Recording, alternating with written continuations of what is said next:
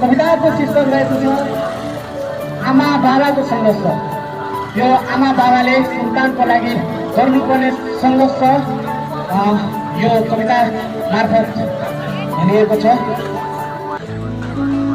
छाती माथि पाइला टेकाई हिँड्न सिकाउनेलाई, छाती माथि पाइला टेकाई हिँड्न सिकाउनेलाई, आफू भोकै प्यासी बसी अमृत चुसाउनेलाई, आफू भोकै प्यासी बसी अमृत चुसाउनेलाई, सन्तानलाई पढाउन बाहिर पठाउने, सन्तानलाई पढाउन बाहिर पठाउने, आदि जीवन सन्तानका लागि विदेश पठाउने, आदि जीवन सन्तानको लागि विदेश पठाउने।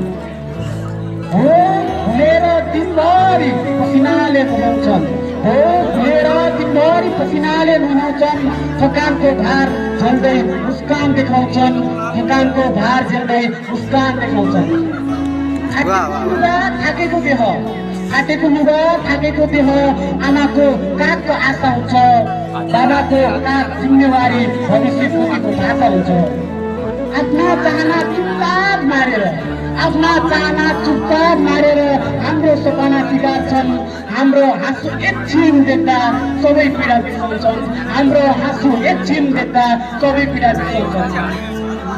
आमा बाबा भन्दा पनि लाग्छ अरे लाज, आमा बाबा भन्दा पनि लाग्छ अरे लाज, एक्लै बस्छन् बाबा आमा सन्तानको माझ, एक्लै बस्छन् बाबा आमा सन्तानको माझ।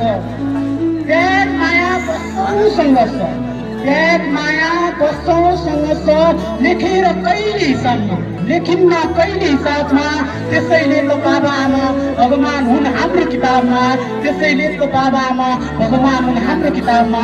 धन्यवाद। धन्यवाद।